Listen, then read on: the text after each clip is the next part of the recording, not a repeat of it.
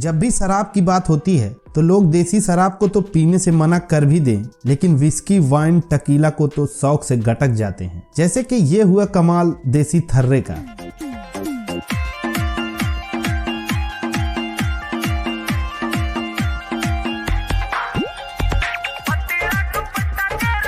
और ये कमाल विदेशी टकीला का।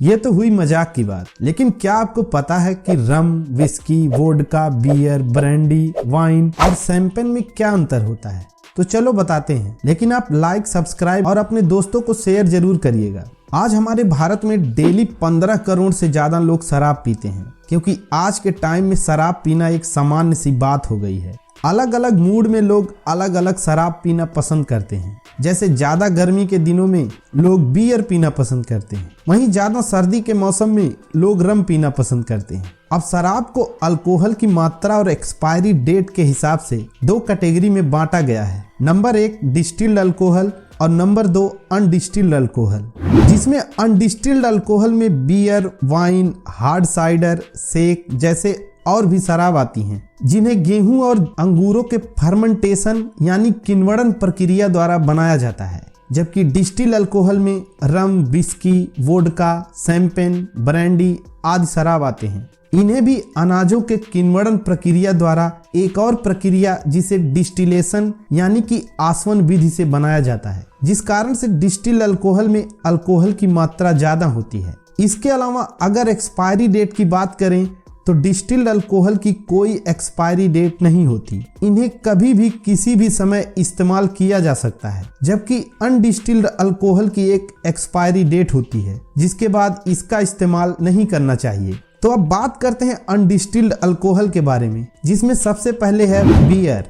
तो बियर आज के जमाने में एक सॉफ्ट ड्रिंक की तरह हो गई है। सभी लोग बियर को बड़े ही शौक से पीते हैं। एक सर्वे की रिपोर्ट के अनुसार चाय और पानी के बाद पूरी दुनिया में बियर सबसे ज्यादा पिए जाने वाला पेय पदार्थ है। आजकल पार्टी और फंक्शन में बियर पीना नॉर्मल सी बात हो गई है, क्योंकि शराब के अन्य कैटेगरी के मुकाबले बियर में अल्कोहल की मात्रा कम होती है और यह मार्केट में सस्ता भी मिलता है। एक बियर में 4 से 6% तक अल्कोहल की मात्रा होती है। साथ ही एक लाइट बियर में अल्कोहल की मात्रा 2 से 4% तक ही होती है, जबकि एक स्ट्रॉन्ग बियर में अल्कोहल की मात्रा 8 से लेकर 10% तक हो सकती है। बियर को हमेशा ठंडा करके ही पिया जाता है, जो कि फर्मेंटेशन प्रक्रिया द्वारा बनाई जाती है। एक रिसर्च के अनुसार अगर एक लिमिटेड मात्रा में इसे पिया जाए तो यह सेहत के लिए लाभदायक भी होती है, क्योंकि लिमिट में बियर पीने से हार्ट अटैक आने का खतरा कम हो जाता है और इसके साथ ही शरीर में गुड कोलेस्ट्रॉल की मात्रा भी बढ़ जाती है। लेकिन अगर बियर को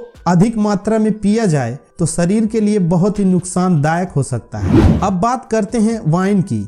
तो वाइन पूरे दुनिया में सबसे पॉपुलर शराब है। वाइन का इस्तेमाल कई सदियों से होता आया है। यूरोप, चाइना, ईरान और मिस्र देशों में 6000 साल पहले ही वाइन बनाने के सबूत मिले हैं। यूरोपीय देशों में तो वाइन को शुभ कार्य, उत्सवों और सामूहिक कार्यक्रमों का एक अटूट अंग माना जाता है। अब ज्यादातर वाइन अंगूर के रस से किण्वरण करके बनाई जाती हैं, लेकिन वाइन को अंगूर के अलावा सेब, आलू बुखारे, चेरी आदि फलों से भी बनाया जाता है, जिन्हें आमतौर पर फ्रूट वाइन या कंट्री वाइन भी कहते हैं। वाइन फलों के रस से बनने के कारण स्वास्थ्य के लिए अच्छी होती है। एक सामान्य वाइन में अल्कोहल की मात्रा 16% से लेकर 15% तक होती है। सामान्य भाषा में वाइन को उसके रंग के आधार पर बांटा जाता है, जैसे रेड वाइन, व्हाइट वाइन या रोज वाइन। वाइन एक महंगी शराब है, जिस कारण भारत में इसका सेवन बहुत कम लोग करते हैं। भारत में एक वाइन की कीमत 500 से लेकर 1000 तक हो सकती है, जबकि विदेशी वाइन की कीमत भारत में 1000 से लेकर 5000 रुपए से भी ज्यादा हो सकती है। वाइन पीने से शरीर में रक्त की प्रवाह बढ़ जाती है, जिससे हमारे स्किन के डेड सेल यानी मृत कोशिकाएं घट जाती हैं और त्वचा में निखार आता है। साथ ही वाइन एक एंटीसेप्टिक की तरह भी काम करती है, जो हमारे खून को शुद्ध करती है। वाइन पीने से शरीर में दाग धब्बे और मुहासे से छुटकारा मिलता है। साथ ही वाइन में रेस्वेटेरॉल नामक तत्व पाया जाता है, जो हृदय की बीमारी और मधुमेह की बीमारी से काफी फायदा पहुंचाता है। इसके अलावा वाइन के सेवन से याददाश्त में बढ़ोतरी होने के साथ ही तनाव में भी कमी आती है, लेकिन एक लिमिट तक। वाइन में भी अल्कोहल की मात्रा होती है, जिस कारण ज्यादा वाइन पीना हमारे शरीर के लिए नुकसानदायक होता है। इसके बाद हार्ड साइडर।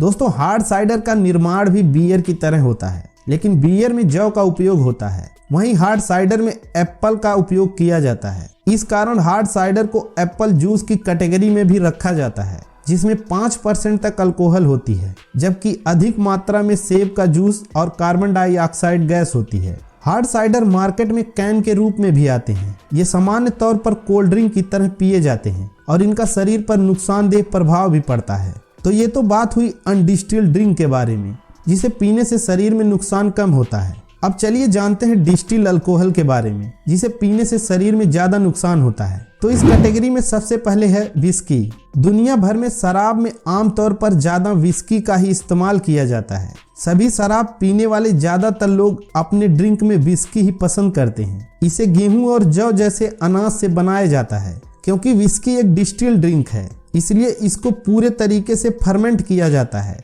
एक विस्की में अल्कोहल की मात्रा 30 से लेकर 65% तक होती है। विस्की भी दो तरह की होती है, एक माल्ट विस्की और दूसरा ग्रेन विस्की, जिसमें माल्ट विस्की बहुत ही अच्छी और महंगी होती है। इस विस्की को अंकुरित अनाज से बनाया जाता है, वहीं ग्रेन विस्की को बिना अंकुरित अनाज से बनाया जाता है। आपको बता दें, स्कॉटलैंड दुनिया का सबसे ज्यादा विस्की उत्पादक देश है। इसके कारण से विस्की को स्कॉच भी कहा जाता है।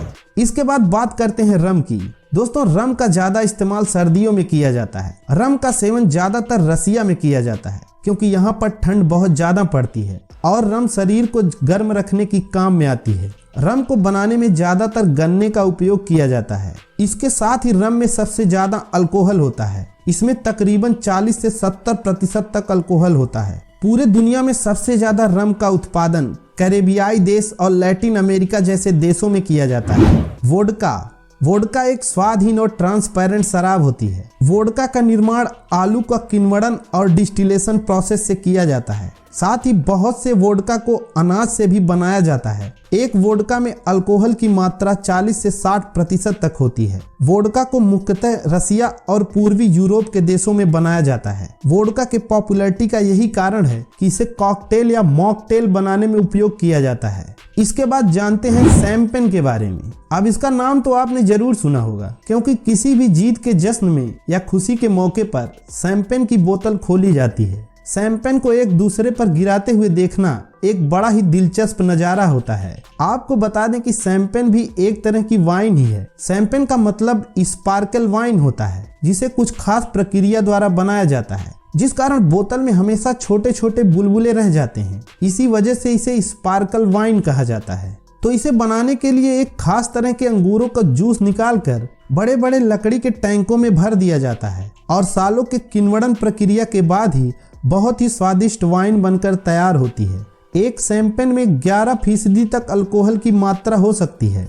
उसके बाद आखिरी में बात करते हैं ब्रांडी के बारे में। ब्रांडी भी शराब की एक प्रकार होती है। ब्रांडी वर्ड ब्रांड विजन से आया है। इस शब्द का मतलब होता है जली हुई शराब। ब्रांडी में अल्कोहल की मात्रा बढ़ाने के लिए इसे डिस्टिल्ड अल्कोहल द्वारा बनाया जाता है और एक ब्रांडी में 30% से 60% तक अल्कोहल होती है। आमतौर पर ब्रांडी फलों के रस से किण्वन प्रोसेस द्वारा बनाई जाती है और ब्रांडी का ज्यादातर इस्तेमाल अमेरिका और अन्य यूरोपीय देशों में होता है। और लास्ट में एक होती है देसी शराब। अब इसके बारे में हम भारतीयों से ज्यादा कौन जानता है। तो ये था शराब की इन तमाम कैटेगरी में क्या फर्क होता है। और अगर आप शराब पीना पसंद करते हैं तो अपने मनपसंद ब्रांड का नाम कमेंट में जरूर लिखें। उम्मीद है वीडियो आपको पसंद आई होगी। अगर आप वीडियो पसंद करते हैं तो लाइक, शेयर और चैनल को सब्सक्राइब जरूर करें।